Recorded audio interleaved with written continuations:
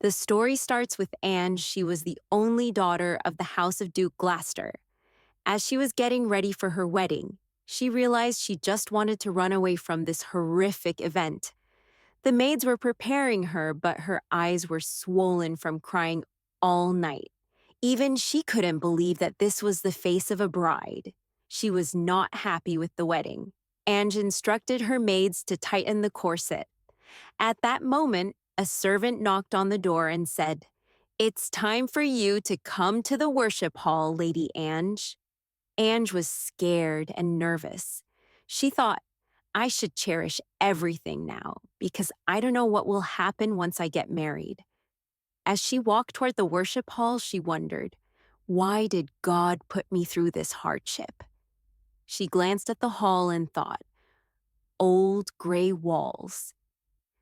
This isn't even close to the wedding I imagined, and it was all because of that foolish man, William Cardiner. The house of Duke Glaster was the wealthiest family in the Alvian Empire, yet her father still sought a connection with the imperial family. So, he planned and arranged for her to be engaged to Philip Cardiner, the rightful successor to the throne. However, when Prince William, the second in line, began compiling Philip's weaknesses, he gathered the nobles who opposed Philip's violent nature. He successfully exiled Philip and claimed the throne for himself. Then, under the guise of saving Ange from the sorrow of losing a fiancé, he forcefully arranged her marriage to an illegitimate child born of a commoner. Because of this, Ange's father was deeply disappointed in her. Duke Glaster had once said, "You are my only child, yet you have been of no use at all." I didn't want this marriage either. I told you to seduce the new emperor, not irritate him. Instead of becoming the empress, you ruined everything. So, do not get in the way any longer. And so, on this day, Duke Glaster didn't even attend his daughter's wedding. Ange felt a deep sadness in her heart. The priest began the ceremony. Ange was to marry Aiden Fitzroy, an illegitimate child born to the late emperor and a commoner. After a while, the priest instructed the groom to place the ring of promise on the bride's finger. Aiden Fitzroy turned to William and asked for the ring, but William simply said, "I must have forgotten." Aiden sighed and asked the priest to skip the ring exchange. Moments later, when the priest asked them to kiss, Ange firmly said, "Let's skip that as well." She thought, I don't want to kiss a husband I don't even like. He didn't even wear a proper wedding suit. I understand that he was summoned on short notice, but how could he wear an old military uniform? Then, the priest finally announced them as husband and wife. Sometime later, as Ange was about to leave with Aiden, he turned to her and said, "You can't bring any of your maids or servants. I hardly have enough space for you alone." Ange frowned. "Then who will assist me on the journey?" "You don't need assistance. It's not that far," Aiden replied. Ange shouted, "Who will massage me, fan me, and read to me if my maids aren't with me?" Aiden scoffed. "What, are your hands made of ice? Do it yourself."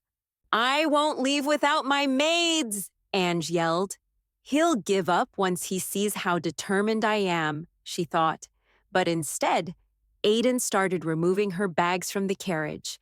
"I'll remove one piece of luggage for every minute you waste," he warned.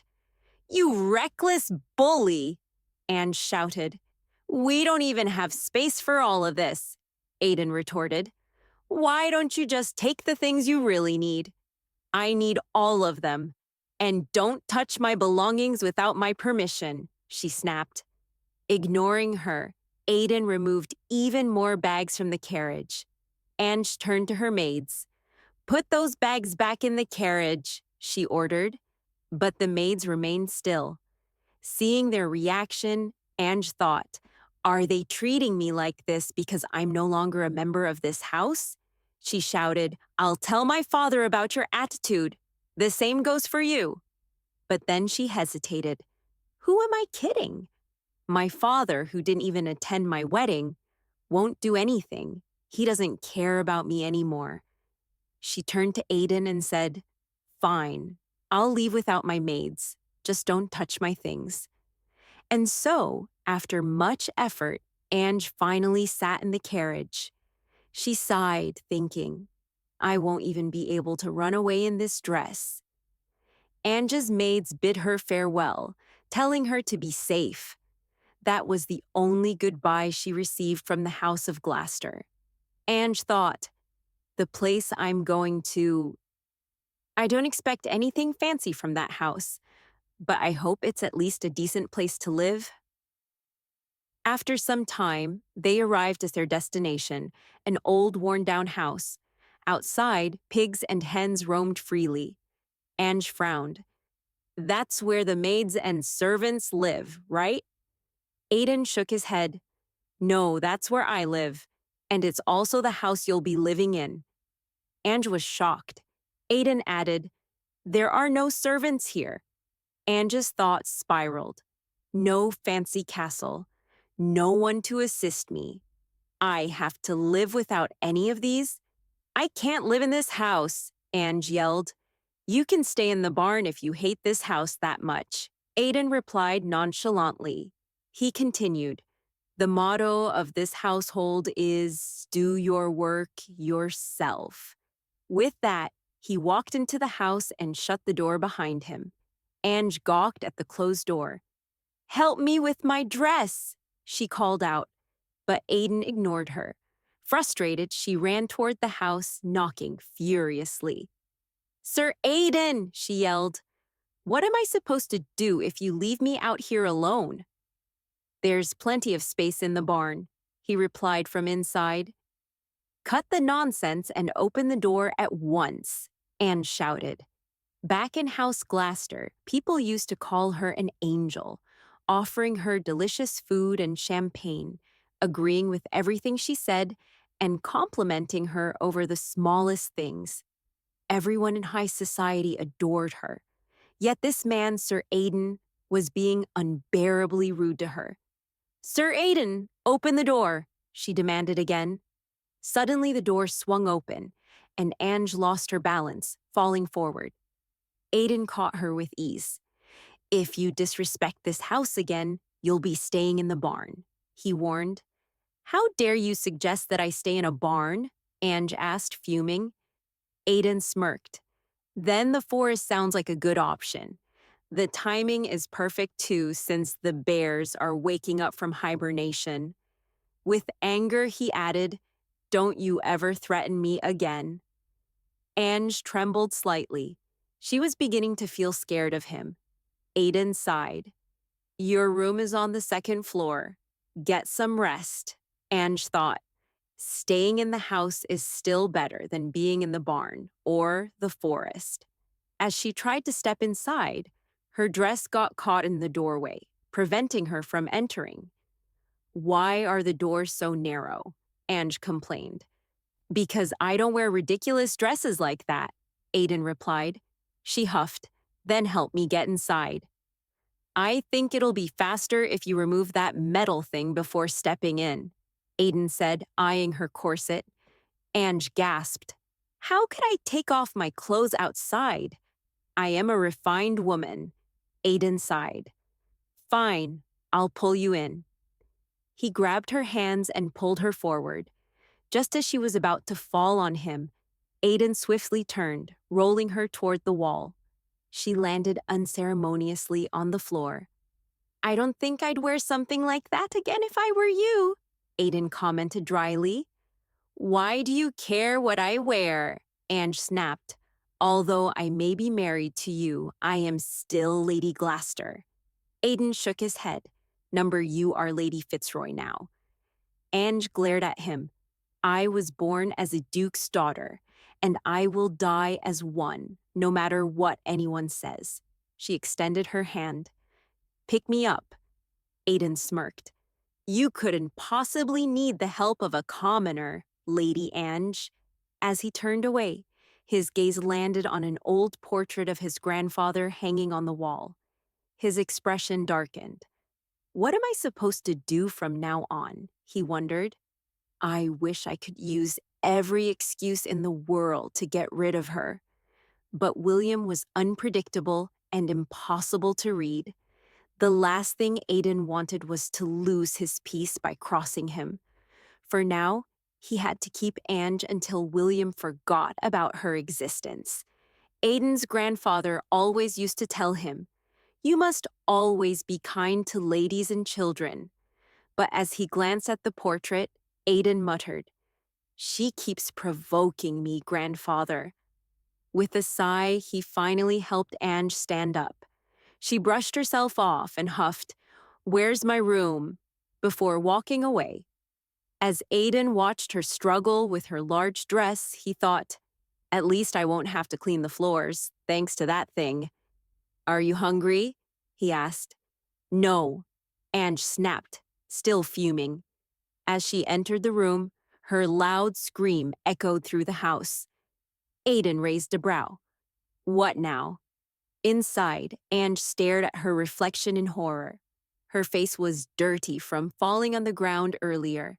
She shrieked, "Sir Aiden, bring me some water immediately!" Aiden was about to go to her room, but after hearing her scream, he realized it wasn't a big deal and decided to ignore it. After some time, he brought water to her in a wooden basin. Handing it to her, he said, "It's called a basin, my lady. It's used to hold water." He then started explaining how to use it. Anne shouted, "I know what water is!" Aiden smirked.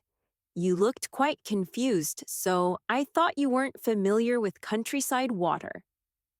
Annoyed, Ange washed her face and then turned to him.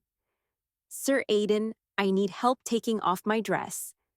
She hesitated before adding, "A maid usually helps me, but I don't have one." Aiden replied casually, "Then let's go to your room." Ange was shocked. He agreed way too fast. Once inside the room, Aiden told her, "Turn round." "I'll untie your strings and leave right away." Ange sighed, thinking how difficult noble dresses were to wear. Suddenly she asked, "Sir Aiden, are you going to use this room as well?" Aiden shook his head. "Don't worry. You'll never have to share a room with me." Ange studied his expression. I see no desire in his eyes at all. But she remembered what her tutor once told her. All men turn into beasts when alone with a woman. Maybe he just really hates me. After untying the strings, Aiden left without another word. Ange removed her dress and lay down on the bed. "I have no idea how I'm going to dress tomorrow. I really hate this place." That night, Aiden was resting when he suddenly heard a noise outside. At that moment, Ange ran toward him in a panic. "Sir Aiden, what's that noise?" Aiden, startled, nearly shot her. She yelped, "Don't shoot! I heard a noise from outside." Aiden exhaled and muttered, "That's a rooster." Ange blinked. "What do you mean?" He sighed, "It's crowing because the sun is coming up." Ange gasped, "You mean that's normal? I can't believe you freaked out over a rooster." "Well, can you make it stop? It's too loud. I can't sleep." Aiden smirked. "Snapping its neck will do that." Ange panicked. "You don't have to go that far." Aiden sighed. "It's still cold in here, so wear more clothes or you'll catch a cold." Ange suddenly realized what she was wearing, or rather, how little she was wearing. She shrieked, covered herself, and ran back into her room. Aiden shook his head. What a strange woman. The next morning, Aiden knocked on her door. "Are you going to have breakfast, Lady Ange?" She cracked open the door and said, "Just leave it outside." Aiden frowned. "Am I her servant or something?" "I'll leave your breakfast on the kitchen table. Come down when you want it," he replied. Ange huffed. If you're already cooking for me, it won't hurt to just bring it here. Then she slammed the door shut. Aiden smirked. She didn't eat dinner last night. She'll definitely come out when she's hungry enough. He left. Inside her room, Ange struggled to wear her dress, unfamiliar with dressing herself. I should write a letter to my father today. He criticized me for failing to seduce the emperor, but once he sees how desperate I am, he'll come around. Suddenly, memories from her childhood surfaced. After her mother passed away, her father found another woman. People always said, he's not great at expressing his feelings, but he loves and cares for you. In the present, Ange finally made her way to the kitchen. She hesitated. I've never been in a kitchen before. It was always meant for maids and servants. Everything looked unfamiliar. Then she spotted something on the dining table. Excited, she removed the cloth covering the dish, only to find corn porridge. A simple dish, usually eaten by farmers for breakfast. It tasted decent when fresh, but when cold and congealed, it was awful. Ange took one bite and grimaced. On the table, she noticed a letter. Aiden had written, "If you don't like the taste, add some molasses." Ange was stunned. Sir Aiden wrote me a note? She examined his handwriting. It's kind of cute. She searched for molasses, but she had no idea what it was. She grabbed a small jar, assuming it was the right one, but she accidentally dropped it. As she bent down to pick up the spoon, she lost her balance and fell onto the floor. Tears welled up in her eyes. Why don't I see any maids or servants? This meal is horrible. Screw this house. Screw Sir Aiden. And with that, Ange sat there, crying in frustration. Suddenly, Aiden entered the kitchen. "Well, look at that," he said, smirking. "You're already cleaning the kitchen floor. You're getting used to your new home pretty quickly." Anne shouted, "It's not like that. I think I broke a bone." Aiden raised an eyebrow. "Your legs won't break from a fall like that, unless they're made of sugar cane." Ignoring her dramatics, he knelt down to check her leg. Ange gasped, "You can't touch me there." "I'm only trying to see if you actually broke something," Aiden replied, unbothered. "Call a doctor instead," Ange demanded. "It takes an hour on horseback to get to a doctor. I have ointments at home, so there's no need to worry." He gently examined her leg. "You're bound to trip wearing such an extravagant dress." Ange huffed. "I can't help it. All my dresses look like this." Aiden sighed. "It's just a small scratch and a bit of bruising, that's all." Ange gasped dramatically. "Oh no, not my porcelain skin." She extended her leg toward him. "Treat me." Aiden immediately let go and stood up. "What was that for?" Ange demanded. "Aren't you going to help me?" "I'll show you where the ointments are. Do it yourself." "I'm not your servant," Aiden replied flatly. Realizing she wasn't going to win this argument, Ange decided to change her approach. "Fine, show me where it is," she said, forcing a polite smile. Aiden turned to leave, but added, "And also, no more bird cages in the house." Ange frowned.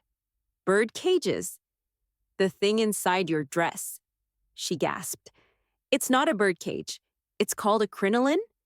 And why do you even care?" Ange tried to stand up, but her bulky dress made it nearly impossible. Aiden crossed his arms.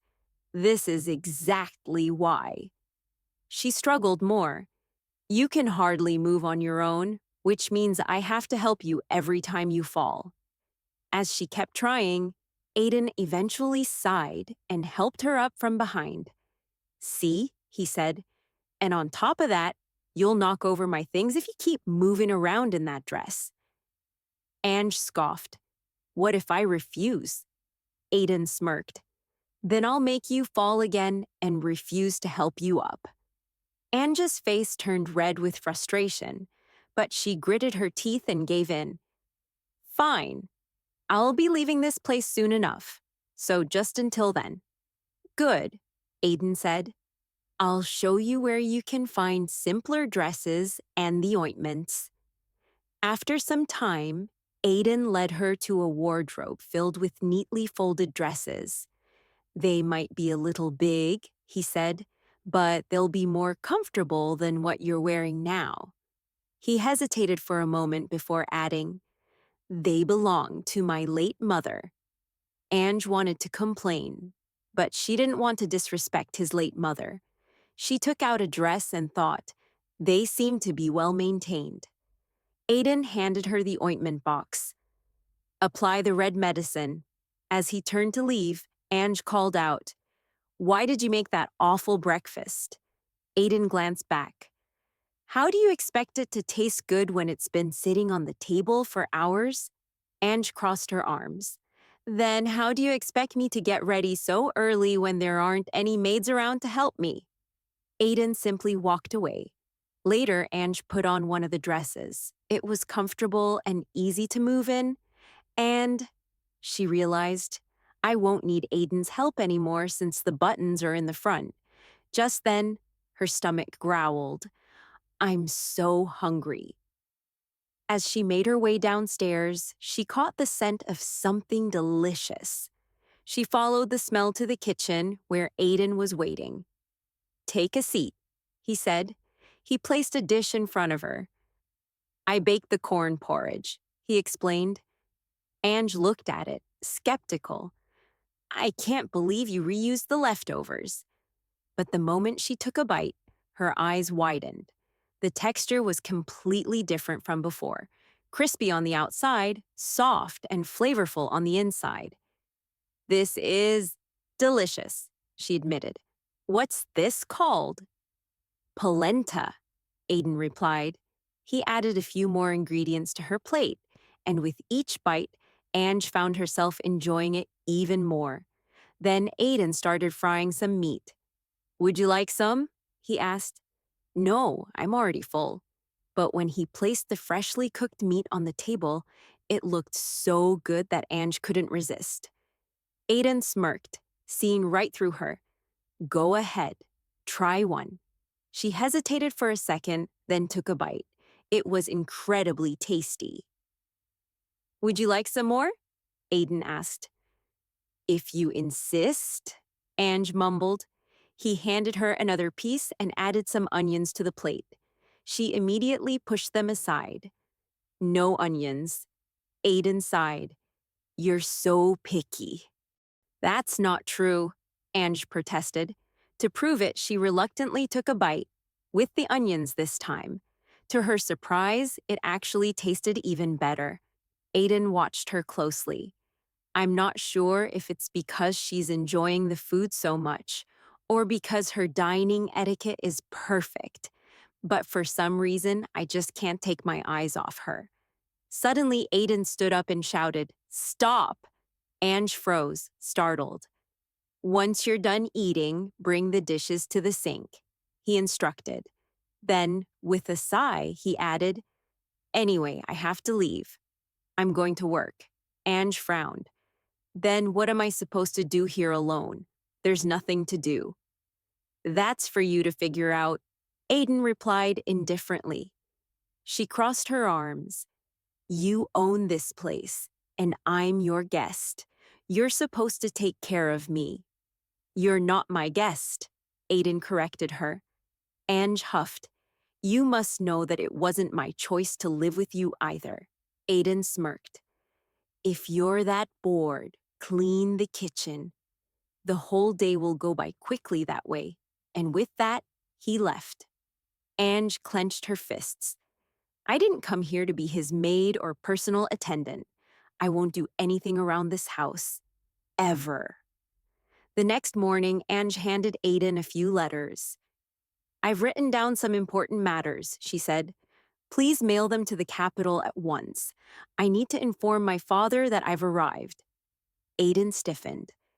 That means I have to go all the way to town.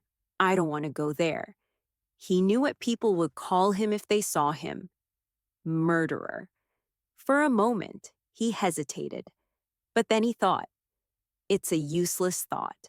Accepting her request means she'll stay quiet for a while. He took the letters without another word. Ange, satisfied, added, I'll give you a few more tomorrow. Please send them all. Then she turned and left for her room.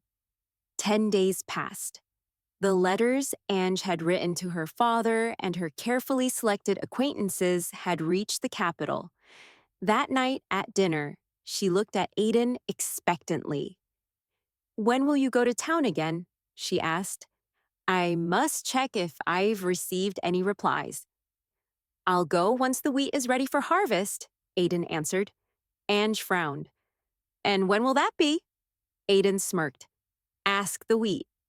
Ange clenched her fists, trying to stay calm. Please, Aiden, I'm dying to know how my father is doing. But before she could finish, Aiden placed dinner on the table and cut her off. I'm sure he's doing just fine, just like you are. Ange glanced at the plate. Dark bread. She wrinkled her nose. I don't like dark bread. I didn't have time to bake something else, Aiden replied. As they ate in silence, Aiden's mind drifted. He thought of his grandfather's words. Work hard and live with the gifts nature gives you. Don't hurt others. Refrain from actions that make people resent you. Live an honest and hardworking life. Suddenly, Ange's voice interrupted his thoughts. Are you even listening, Sir Aiden? She huffed. Tell me, when will you harvest the wheat? Aiden hesitated. If I tell her the truth, she'll freak out. In 1 or 2 months, he finally said. Ange's eyes widened in shock. What? That means I'll be stuck here until then? She shot up from her seat. Then lend me a horse. I'll get the letters myself. No. Aiden's tone was firm. What if you get yourself into trouble? Then pick them up yourself. Why won't you? Aiden slammed his fist on the table. I told you, I'm not your servant or subordinate. Stop making me repeat myself. Ange flinched, her heart pounding. Aiden took a deep breath, trying to calm himself. Damn it. Hearing her demand things from him, ordering him around, reminded him of Philip. You don't belong here. Your presence disgusts me. Philip's voice echoed in his mind. Ange's voice, small and hurt, brought him back to the present. What did I do to deserve being yelled at like that? She murmured, her eyes glistening. Aiden's chest tightened with guilt. Would you like some tea, Lady Ange? He asked, softer this time. Ange scoffed, wiping her eyes. No, you can have all the tea you want. She stormed off to her room. Aiden ran a hand through his hair. I shouldn't have done that. Sitting on her bed, Ange hugged her knees. I wonder how everyone is doing without me. What if they've completely forgotten me? Her mind drifted to the past. Her mother had passed away when she was young. Her father had always been too busy with his mistress. High society was the only thing that had given her a sense of belonging. And now, I'm trapped here, with a man who raises his voice over the smallest favor without even thinking about how I feel. I hate him. I can't live like this any longer. Determination sparked in her eyes. Tonight, I'm running away. She grabbed a bag and started packing. This much punishment is enough. I'll file for divorce. We'll live separately for a while. Sir Aiden will probably agree. He hates me anyway. Dressed in simple clothes, she took a deep breath and stepped out of the house. Ange tried to take one of the horses, but it refused to move. It stomped its hooves and pulled back, sensing her hesitation. I can't quit now. Determined, she decided to walk to town. I'll collect my letters, then find someone willing to take me to the capital. She stepped into the dark forest ahead. 2 paths stretched before her. The left path looked easier to walk through, so she chose it. If this isn't the right way, I can always turn back. Aiden jolted awake, breathing heavily. His mind was trapped in a memory. His past, the cold, dark cell, the weight of chains around his wrists. Shaking the feeling off, he got up and went downstairs for a drink of water. On his way back, something caught his eye. Ange's door was open, his stomach twisted. He called her name, no response. Stepping into her room, he found it empty. Panic shot through him. He rushed outside, calling her name again. The horses were still in their places, untouched. She didn't take a horse? Aiden's eyes darted around until he spotted footprints leading toward the forest. Is she that reckless? His pulse pounded as he followed the tracks. His fear only grew when he saw which path she had taken. She chose the wrong way. Lost in the woods, Ange felt her heartbeat quicken as the dense trees swallowed her surroundings. Should I turn back? No, she muttered. I've come this far. I'm not going back. The path split again. This time, she chose the right path. To mark her way, she tied her headband to a tree branch. Her bag felt heavier with each step, her feet aching. I didn't think walking would be this exhausting. Finally, she reached what looked like a clearing, but her hope shattered when she saw it. A dead end. Frustration surged through her. Her shoes bit painfully into her feet. Her legs ached, and worst of all, she hadn't brought food or water. She dropped onto a rock, exhausted. A sudden movement beside her made her jump. A frog. Disgusted, she almost shooed it away, until something clicked in her mind. Frogs live near water. Excitement replaced her fatigue. She scrambled up and followed the small creature. But in her haste, her foot twisted, and she tumbled forward, hitting the ground hard. Pain shot up her ankle. Ah! Aiden reached the area where Ange had last been. The ribbon on the tree and her footprints led him there. The path ends here. So where did she go?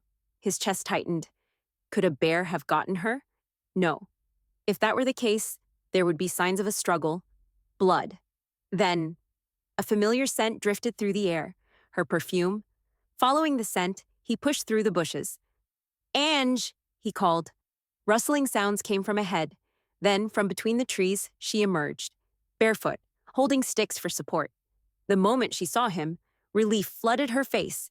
She ran toward him and threw her arms around him. Aiden, she sobbed. What are you doing? He scolded, but his voice softened when he felt her trembling. I was scared, she admitted. It hurts. I fell. And it's so cold. Aiden looked at her, her dirt-streaked face, her tearful eyes. His anger faded. He sighed and took off his jacket, draping it over her shoulders. What happened to your shoes? He asked. They got swept away by the river. Aiden crouched, checking her foot. You sprained your ankle. She winced as he touched it.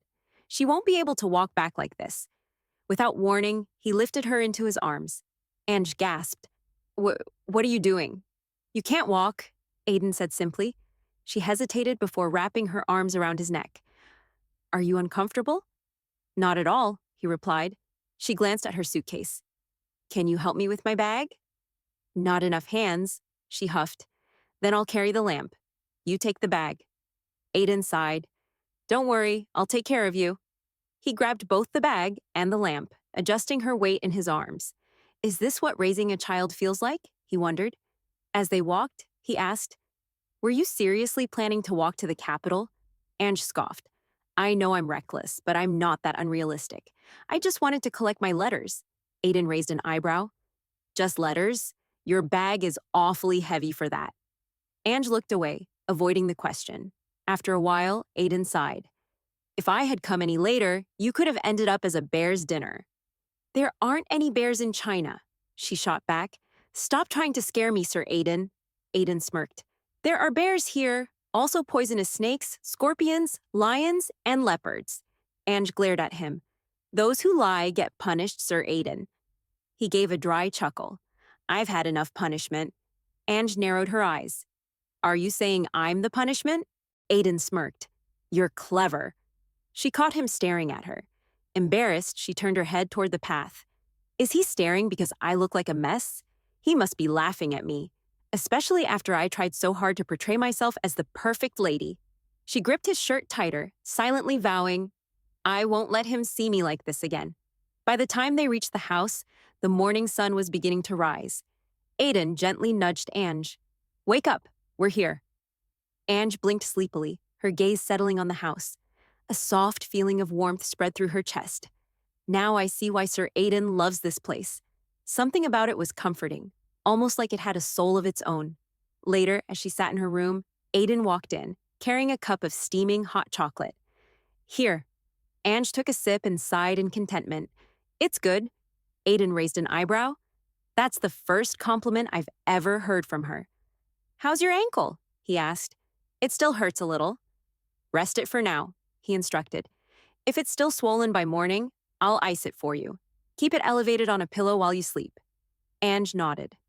Okay, I will. Aiden watched her for a moment.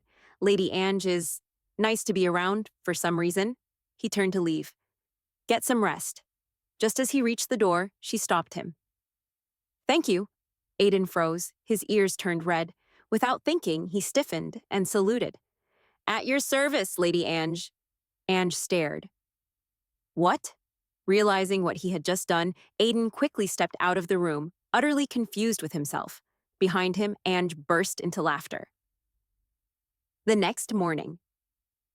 As Ange attempted to go downstairs, Aiden was already watching her. You'll hurt yourself again, he warned. I said it's fine, she huffed, carefully taking a step. I had no choice yesterday, but I won't allow such close physical contact again. But before she could react, Aiden swept her up into his arms once more. What are you doing? You're mistaken if you think I care, Aiden said flatly. I just want to remove the obstacle blocking the stairway. Then go first and I'll follow, she argued. Ignoring her, he carried her down effortlessly. Flustered, Ange squeezed her eyes shut. When they reached the bottom, Aiden set her down gently. From now on, I've decided not to take my eyes off you for even a second. I can't have you running off again. Ange crossed her arms. I can't exactly run anywhere with this ankle. We'll ice it, Aiden said. Then I'll call the doctor. Ange blinked. A doctor? But you didn't call one for me last time. A real injury is an exception. Ange's mouth parted slightly, so he knew I was faking it back then. Aiden brought a bowl of ice water and carefully pressed a cold cloth to her ankle. Thank you, Ange murmured. As she settled in, she asked, So, what's for breakfast? A traditional meal, Aiden replied. Her face lit up. Really? That sounds delicious. Any special requests? A sunny-side-up egg, please. I'll prepare it however I want. Ange pouted. Can't you be nice to me? I was almost eaten by a bear yesterday. Why should I be nice to a fool who willingly walked into the bear's den? After a while, Ange finished her meal, sighing in satisfaction. That was delicious. She glanced at her plate and asked, Is there any bread left from yesterday? I gave the rest to the pig, Aiden replied. You said you didn't like black bread. Ange frowned. It's not that I can't eat it. I just prefer white bread. Aiden's eyebrow twitched. Would you like some crackers instead? Yes, please. He sighed and handed her some. After breakfast, Ange leaned back in her chair. Sir Aiden, could I have some tea? Aiden stared at her in disbelief.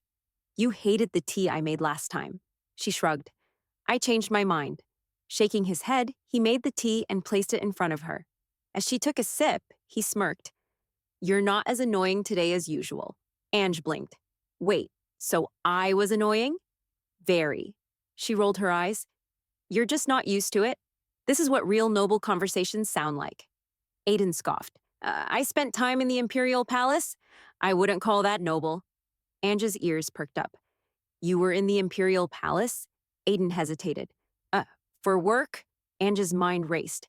Illegitimate children usually aren't accepted in the Imperial Palace, unless their mother was a noble. Yet the late emperor had been kind to him. Is that why Philip hated him so much? Before she could ask further, Aiden abruptly stood. If you're done, let's head out. Ange blinked. Me? Yes. No way, she huffed. The sun will ruin my skin, and my hair will get tangled in the wind.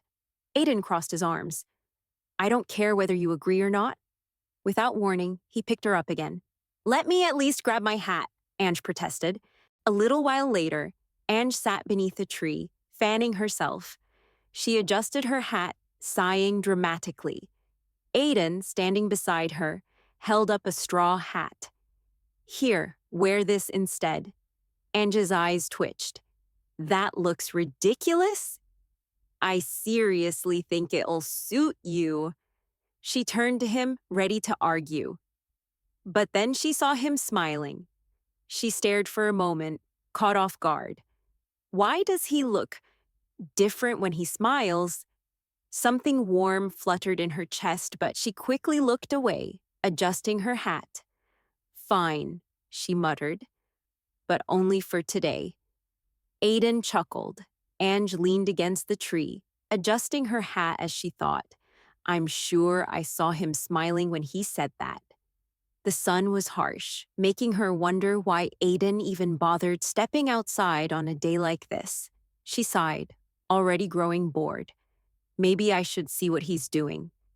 Glancing toward the field, she spotted Aiden working. His sleeves rolled up, hands moving methodically as he harvested the crops he had worked so hard to grow. Maybe I should ask him about it when he returns later. A gentle breeze brushed against her skin, making her eyelids feel heavy. A nap sounds nice right now. As she shifted to get comfortable, a small flower caught her attention.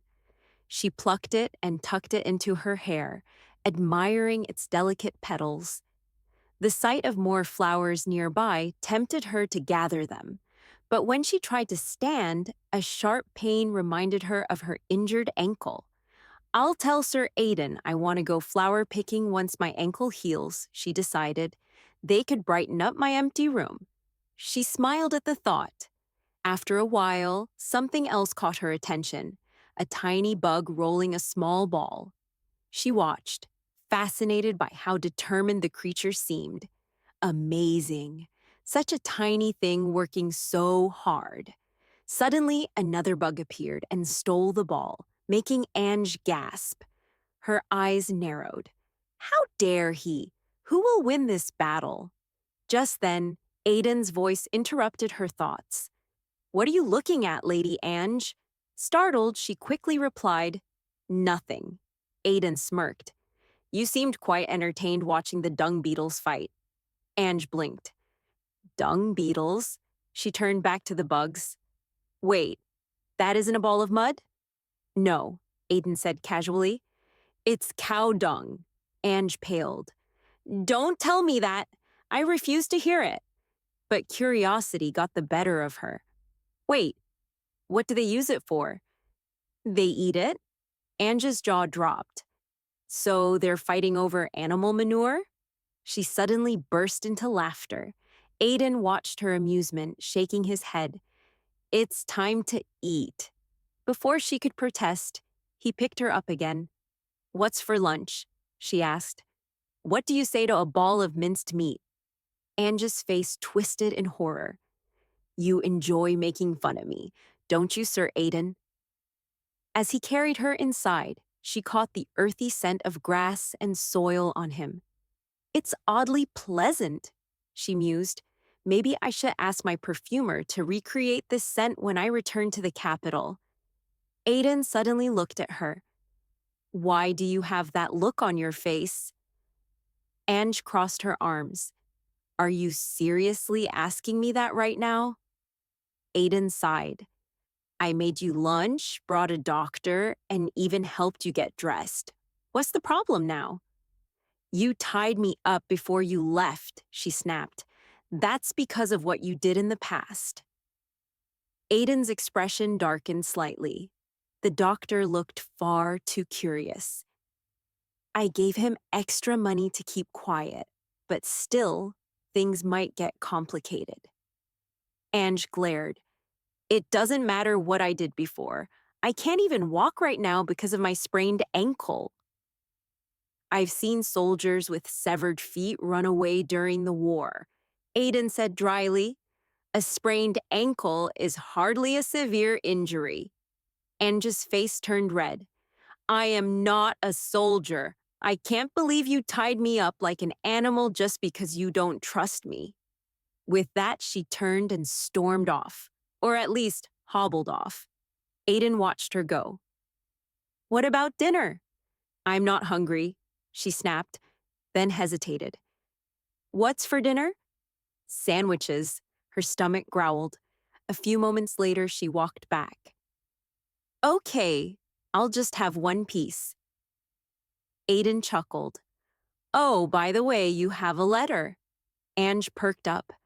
Just as she was about to take it, pain shot through her leg. Aiden caught her before she stumbled. Why didn't you tell me it still hurts? She scowled. Because you were ignoring me all afternoon. You're the one who treated me like a prisoner. She looked up at him, eyes softer this time. I won't run away anymore. Can you please trust me? Aiden's grip on her tightened slightly. Your eyes are plastered with lies. Ange huffed and snatched the letter from his hand. Forget it. He handed her the sandwich as well. Eat in your room. Thanks, she muttered before walking away. Sitting on her bed, Ange twirled the letter between her fingers. Aiden is rough around the edges, but she glanced at the food he had prepared for her. He does look decent when he wants to be. She carefully unsealed the letter, but as she read the first line, her eyes widened in horror. Her heart pounded. She threw the letter across the room. That horrible woman! The paper fluttered to the floor, revealing the neatly written words. Have you been well, Lady Fitzroy? Congratulations on your marriage. I couldn't help but cry. I feel so sorry for you. I recently got engaged myself. I should also hold a quiet wedding and learn from your humble attitude. But I don't have a choice, since my fiancé is simply too obsessed with me. Ange's fingers trembled as she unfolded the letter. My dress is covered in gems. I'm afraid I might trip from the weight. Shopping in this area isn't easy, you know. I was thinking of sending you some of my old dresses, the ones I plan to donate to the workhouse. You wouldn't mind, would you? Ange's hands clenched the paper, her nails digging into it. How did she find out about my situation? Worse yet, how does she know my address? Her chest burned with frustration. I have to get back to the capital. But the reality was suffocating. How? My father, my friends, they've all abandoned me. I have no one on my side. Still, she refused to accept this fate. I need a way out. There has to be one. Next morning, Aiden entered Ange's room, gathering the bedsheets to wash. As he moved to take them, his gaze swept over the mess. Her clothes were scattered everywhere. He let out a short breath. The daughter of a duke. I suppose she's never washed her own clothes before. After a moment of hesitation, he decided to wash them too. Ange's escape plans. A few days later, Ange sat beneath the same tree, staring at the open fields. I need a plan. Her first idea, steal Sir Aiden's horse and ride to town. She shook her head. Bad idea. I can barely stay on a horse as it is. Her second idea, walk to town on foot. She winced, remembering the last time she tried. I don't have the guts to attempt that again. Her third idea, follow Aiden when he goes to town and sneak away. Another sigh. Impossible. He watches me like a hawk. Ange frowned. He always brings me here, then watches me while he works in the fields. Even last night, when I tried to get a drink of water, he appeared out of nowhere, asking where I was going. She bit her lip. How do I make him listen to me? How do I change his mind? A ridiculous thought crossed her mind. Should I seduce him? But she dismissed it almost immediately. We've spent so much time together, yet he seems completely uninterested. I doubt he even sees me as a woman. With a sigh, she reached for a nearby flower, tucking it into her hair. A small smile formed on her lips. I know what this one is called now, she thought. Aiden had given her a list of flower names. She glanced at the sketches. His late mother must have drawn these. Curious, she began searching for other flowers she had learned about. I never would have done this in the past. Sitting under the tree, feeling the wind against her skin, she watched the world move around her. dung beetles, ladybugs, butterflies, birds building nests. Before, I thought people who enjoyed bird watching or collecting plants were boring. But nature isn't so bad. Aiden's voice interrupted her thoughts. Let's go for lunch? A battle with apple pie. Aiden led her inside. There were lots of apples in storage, so I made apple pie. The warm golden crust and sweet scent made Ange's stomach growl. She steeled herself. Number I have to maintain my figure. I already ate too much for breakfast. But the second she took a bite, all restraint was lost. Aiden watched in amusement as she devoured her portion. After lunch, Aiden told her they had chores to do inside. As Ange sat in a chair, he suddenly turned to her, holding up a dress. Can this be washed in hot water? It looks like linen. She blinked, then her eyes widened. Why do you have that? She rushed over, snatching the dress from his hands. I was going to wash it, Aiden said, unfazed. But why would you? Clothes are supposed to be washed regularly, Lady Ange. Ange stiffened. I forgot. Back home, she had maids to handle everything. She barely had to think about it. Her gaze flickered to the laundry basket, overflowing with her clothes. I'll do it, she said quickly.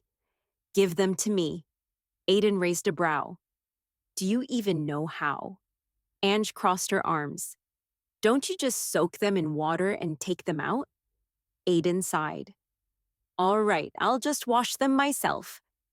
Before he could take the basket, Ange grabbed it. I can't let Sir Aiden touch my... Her face turned red. Okay, maybe not the dresses, she said, voice rising. But at least let me wash my innerwear. Aiden smirked. Ah, I see. No wonder you suddenly want to help with chores. He handed them over. You should ask permission before touching someone else's clothes, Ange snapped. Respect my boundaries. Aiden tilted his head. They were piled on the floor. I assumed you were telling me to wash them. Still, they're ladies' undergarments. Aiden shrugged. I never thought of you as a lady. Ange froze. What? To me? He said, crossing his arms. You're closer to a dog. Her mouth fell open. A dog? I meant you remind me of those tiny dogs noblewomen carry around in the capital. Ange threw a towel at his face. I am not a dog, Sir Aiden. Aiden just laughed. Ange huffed, crossing her arms.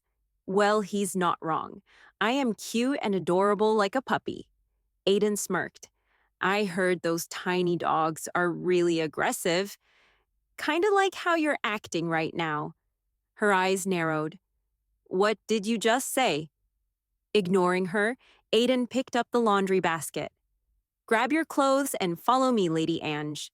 She glared at him, but begrudgingly followed.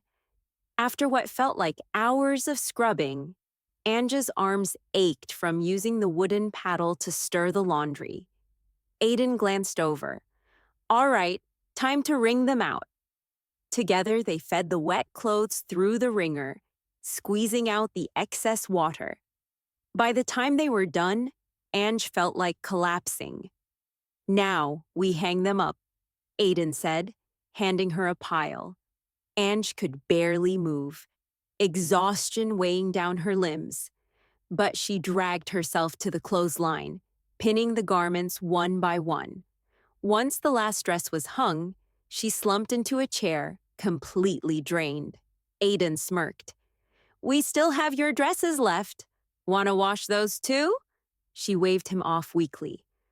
I leave it to you, and I appreciate you doing my laundry, but from now on, don't touch my undergarments. Aiden arched a brow. Then, will you clean your room yourself? Yes, Ange replied firmly. So, from now on, don't come in. I'll leave my laundry in the hallway, Aiden chuckled. I never thought you'd agree to do housework. I'm impressed. He stepped closer, his expression unreadable. This house welcomes those who work. Ange frowned. But why don't you just hire maids? Are you that poor? Aiden's expression darkened. Without another word, he turned and walked away. As he gathered supplies, Aiden absent-mindedly picked up a bottle of buttermilk. This will get rid of the ink stains. Should I teach Lady Ange about this too? He stepped outside, calling her name. But when he found her, she was fast asleep in the chair, completely exhausted from the day's work. Aiden hesitated for a moment before tapping her shoulder. You should sleep in your room. She didn't stir. With a sigh, he carefully lifted her into his arms and carried her inside. Laying her down on the bed, he studied her face. Gone was the usual defiance, the fiery temper. In sleep, she looked peaceful, almost vulnerable. She's different like this. For the first time, she seemed untouchable in a way that wasn't born of pride or stubbornness. Aiden quietly muttered, "Well done today, Lady Ange." Then he left the room. Ange blinked awake, stretching. Huh? How did I get here? She sat up, rubbing her eyes. I guess I must have walked to my bed in my sleep. A smile tugged at her lips. I slept so well. Quickly, she got dressed. I need to run into Sir Aiden the moment he enters the kitchen. As she rushed inside, she grinned. Perfect timing. He just got here too. Aiden raised an eyebrow. You're up early. Skipping dinner must have made you hungry. Ange took a step closer. Do you need help with something? Aiden's eyes narrowed. What are you up to this time? She kept her voice steady. Nothing. It must have been tough doing all the housework alone. I thought I'd help out. Aiden crossed his arms. A carefree, self-centered person like you, suddenly considerate? Ange clenched her fists. Control yourself. If I want his trust, I need to stay patient. She forced a smile. As your wife, I feel it's necessary to contribute to the household. Aiden stared at her for a long moment. Then his lips curled into a knowing smirk. Are you sure this isn't just a ploy to gain my trust before you betray me and run away? Ange's heart clenched. Looking him straight in the eyes, she said, Why would I ever do that? It's upsetting to see how negatively you think of me. Something flickered in his gaze, but he quickly masked it. Fine. I'll give you something to do. Aiden led her outside. Collect some eggs from the chicken coop, she nodded. That's easy enough. Oh, he added, make sure you close the door behind you so the chickens don't get out. With a confident nod, Ange marched off. Minutes later, she returned, covered in dirt, twigs in her hair, and a single chicken feather sticking out from her messy braid. Aiden took one look at her and sighed. He reached over, plucking the feather from her hair. What happened out there? Ange scowled. That one chicken kept attacking me every time I tried to take an egg. Aiden chuckled.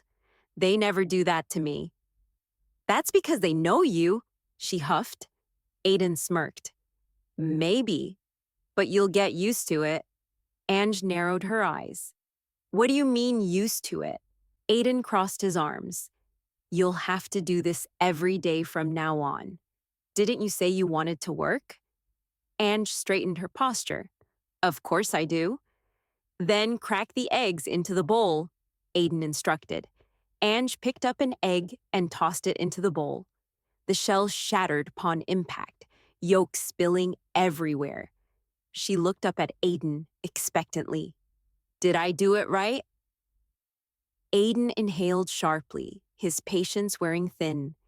He pinched the bridge of his nose and exhaled slowly before speaking. Number you hold the egg first. He picked one up, demonstrating. Tap the middle on the edge of the table like this. A small crack formed. Then, pull the shell apart. Ange followed his instructions, successfully cracking an egg without making a mess. Her face lit up. Aiden shook his head. I can't believe you didn't know how to crack an egg. Didn't you watch me do it every day? I can't see anything from behind because you're too big, Ange huffed. Aiden rolled his eyes and pulled her to stand next to him. Then it's better if you watch from the side. Ange peered at the bowl. What are we making with these eggs? A traditional omelet. Her eyes brightened. I love omelets. Aiden arched a brow. Glad you like the first dish we're making together. Ange smiled softly. Omelets were one of Mother's favorite dishes. Later that day, Ange stood in front of the pig pen, a bucket of feed in hand. Aiden leaned against the fence, watching. Your hands have stopped moving, Lady Ange. Do it faster. Ange scowled. Maybe offering to work wasn't such a good idea. This is exhausting. She sighed and muttered to the pigs, I want to become one of you. Just laze around all day and wait to be fed. Aiden smirked. Ange glanced at him. What are their names? They don't have names. Ange frowned. Because they're pink. A name that starts with P would be cute. As they walked toward the field, Aiden thought, I shouldn't tell her the truth, that we're eventually going to eat them. As Ange walked through the field, she recalled her strict tutors back in the capital. She had been trained to be the perfect lady, painting, playing the piano, dancing, mastering etiquette. Whenever she walked too fast, her tutor would scold her. A lady should not walk quickly or run. But it's fun, young Ange had protested. It doesn't matter if it's fun. A lady must never boldly express her emotions or draw unnecessary attention. It was frustrating, but at the time, she had endured it all for her father's approval. His expectations were the only thing that had made her feel valued. To meet his expectations, I must prepare myself to become the perfect empress to be. Back in the present, Ange crouched next to Aiden, pointing at a plant. Is this a weed? Aiden sighed. Didn't I just teach you this? It's still confusing? What if I pull out something important by mistake? He glanced at the plant. Yes, it's a weed. A moment later, Ange fired off another question, then another, and another. Aiden exhaled. Maybe I shouldn't have given her work. Ange bit her lip. What if I'm annoying him? What if he gets mad at me? Aiden glanced at her. I know what she's thinking. I can't even bring myself to be annoyed. Suddenly, a bug crawled between the crops. Ange yelped and jumped, straight into Aiden's arms.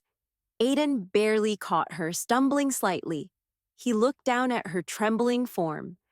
It's just a worm, Lady Ange. His lips twitched. Honestly, it's more helpful than you. Ange gasped. Are you saying I'm more useless than a bug right now? Aiden smirked. Worms eat and excrete the soil, making it more fertile. Ange wrinkled her nose. That's disgusting. He shrugged. It's useful. She crossed her arms. Where did you learn all these things? I used to read books about farming when I was in the capital. Ange blinked in surprise. You read farming books? Aiden nodded. I read a huge variety of books at the Imperial Library. Some of them weren't accessible to the public.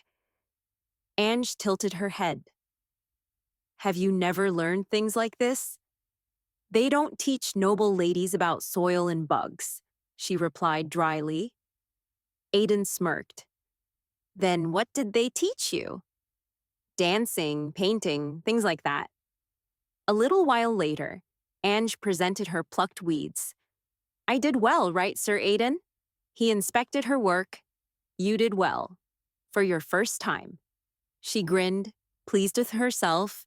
Then, as usual, another question popped into her head, and she immediately asked it. Aiden sighed but answered her anyway.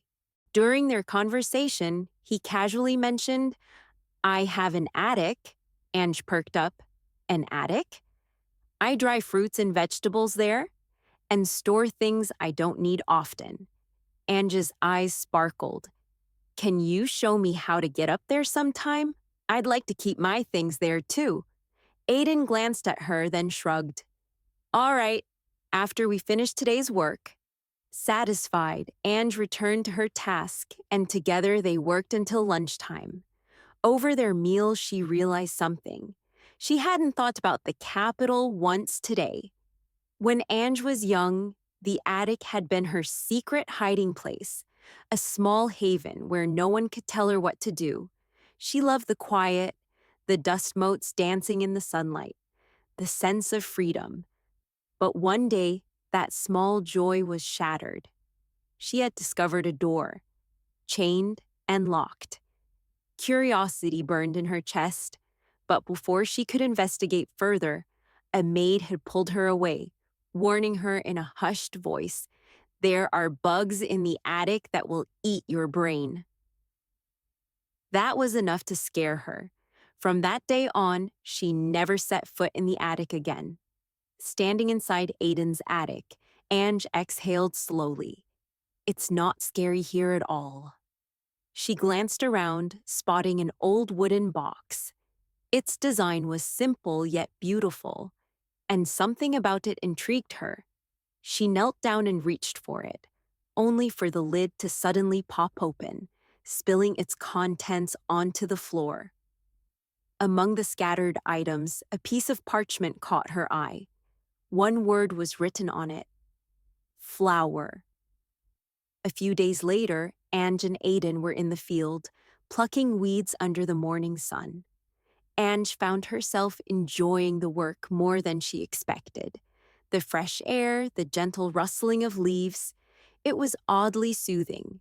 But after a while, exhaustion set in. She wiped the sweat from her forehead, sighing. Just then, Aiden pointed at the plants. Because you plucked the weeds and watered them, they grew an inch overnight. Her eyes widened. Really? Aiden nodded. That means you're doing a good job. Ange blinked, surprised. He wasn't being sarcastic or scolding her, just stating a fact. She realized something then. Aiden wasn't the kind of man who used violence to teach a lesson. He wasn't overly strict, nor did he try to flatter or coddle her. Instead, he was the type of person who gave a small nod of approval, a pat on the shoulder, and urged her to try again if she made a mistake. Should we have lunch now? Aiden asked, setting down the basket he had been carrying. I prepared a picnic so we could eat outside today. Ange brightened. Not on the back porch or in the field? No, Aiden said. There's a better spot this way.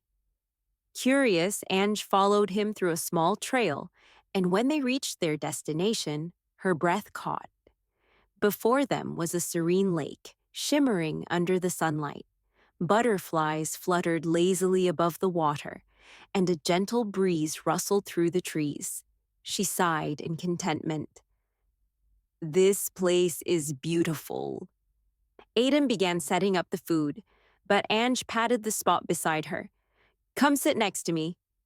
I'm fine here, he replied, sitting a little farther away. Ange frowned.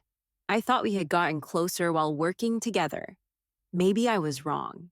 Maybe he still wants to keep his distance. As they ate, she asked, Is the weather always this nice here? Aiden took a bite of his sandwich. It'll get even better. In about a month, flowers will bloom. Apple blossoms, cherry blossoms, mayflowers. Her eyes lit up. There are apple trees here? Aiden gestured. The trees you can see from your room are apple trees. He continued. Once it gets warmer, white flowers bloom everywhere. At night, they reflect the moonlight. It looks like they're glowing. Ange stared at the lake, feeling a pang in her chest. I might never get to see that if I leave before the flowers bloom. Maybe I can stay just until then. She quickly shook her head. No, that's nonsense. She cleared her throat. Is there anything to drink, Sir Aiden? Aiden paused. Oh, I knew I forgot something. Before she could complain, he reached for an empty can and skillfully cut it, shaping it into a makeshift cup. Ange watched in awe. How did you do that? Aiden smirked and handed it to her. Want me to show you? That evening, Aiden stood outside Ange's door, frowning. It's been 2 hours since she said she was going to take a bath. Did she fall asleep in there? He exhaled. I have no choice. Closing his eyes, he opened the door. Lady Ange? Silence. He took slow steps inside, keeping his eyes shut as he made his way toward the bathtub. Carefully, he reached out, lightly touching her shoulder. She didn't stir. Aiden cracked one eye open, then sighed. Ange wasn't in the tub.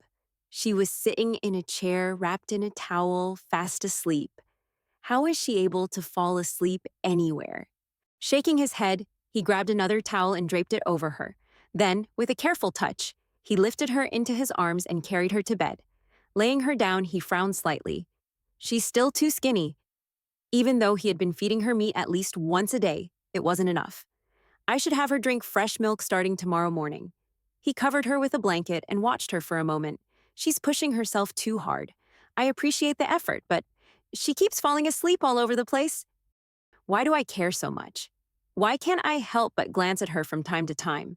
For now, he had no answer. With a quiet sigh, he stood up and left the room, leaving the door slightly ajar, just in case she needed anything. I'm not taking care of you because I like you, so don't get the wrong idea, Aiden muttered as he turned to leave. But just as he reached the door, a soft voice stopped him. Don't go. He turned back. Ange was still asleep, her expression troubled, her fingers gripping the blanket as if trying to hold on to something, or someone. Aiden hesitated, then sighed and sat next to her. Who is she calling out for? Instinctively, he reached out and patted her head, but the moment his fingers brushed against her hair, he pulled back. What am I doing? He clenched his jaw. It's not like I can comfort her. I'm not the person she's longing for. His hands balled into fists as an unwelcome thought crept in. Who does she dream of? Who does she miss? Did she love him? Annoyed with himself, Aiden gave his own cheek a light slap, snapping himself out of his thoughts. What am I even thinking? He muttered. In her dream, Ange reached out, her voice trembling. Father, where are you going? Don't go. Don't leave me. Then, suddenly, she jolted awake. A while later, Aiden placed a cup of milk in front of her. She blinked sleepily. Why are you giving me this? The cow's been producing a lot of milk, he replied. It's best to drink it before it goes bad. Ange tilted her head. Aren't you having any? I don't really like milk, he admitted. Besides, there wasn't enough for 2 people. She took a sip and smirked. For a moment, I thought you gave this to me because you actually care. Aiden scoffed. No way. What are we working on today? Ange asked after finishing her milk. We'll pluck beets, add fertilizer, and replant the tomatoes. She groaned. Farming is way more complicated than I thought. Then, after a pause, she looked up at him. Why don't you plant any flowers? Aiden's hand stilled. Flowers. His mother used to scatter flower seeds in the garden when she was alive. The backyard had once been filled with colors, lavender, daisies, marigolds. He remembered the way she would sit by the window, painting landscapes of her blooming garden. But after she passed away, his grandfather had removed them all. They were too painful a reminder. Over time, Aiden had forgotten that flowers once belonged in this house. I never thought about growing them, he finally answered. You can't eat flowers like crops or fruit, Ange pouted. Still, it'd be nice to plant some. There are plenty of empty plots of land. Aiden considered it for a moment. We could start a small flower bed. Ange's face lit up. That's a great idea. Let's plant colorful ones. The walls of the house are bright too, so it'll look even better. She clapped her hands together. Oh, I saw flower seeds in the attic. Aiden frowned slightly. Could my mother have kept some seeds there? I'll check later, he said. Can I come with you? She asked eagerly. Sure. After replanting the tomatoes, both of them slumped down, exhausted. Ange wiped her forehead. I can't wait to have tomato-based dishes. Then she paused. Wait, when do we harvest them? In July. She blinked. That's a long time. Her gaze wandered to the empty plots of land. If we plant flowers today, I wonder when they'll bloom. Something felt off about leaving before they did. I was the one who suggested planting them. It wouldn't feel right to leave before they bloom, but she quickly shook the thought away. Later, in the attic, Ange brushed dust off the old wooden box and peered inside. Aiden stood beside her, looking over the collection. There are a lot of different seeds, he noted. It's too much to plant all at once. You should pick one. Ange tapped her chin, then grinned. Sunflowers, Aiden raised an eyebrow. Sunflowers. They grow tall and always turn their heads to face the sun as they grow, she explained. Are you sure? They seem a bit simple. Simple but beautiful. Aiden exhaled through his nose. Well, they're easy to grow. Good choice for a beginner. Ange blinked. Wait, I'm growing them? Of course, Aiden smirked. You suggested it. You have to take responsibility. What if I kill them? She asked nervously. I'll help you, he reassured her.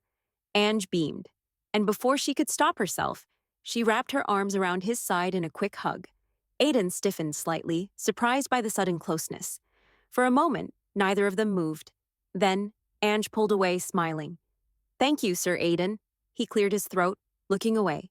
Let's just get to work. This part ends here.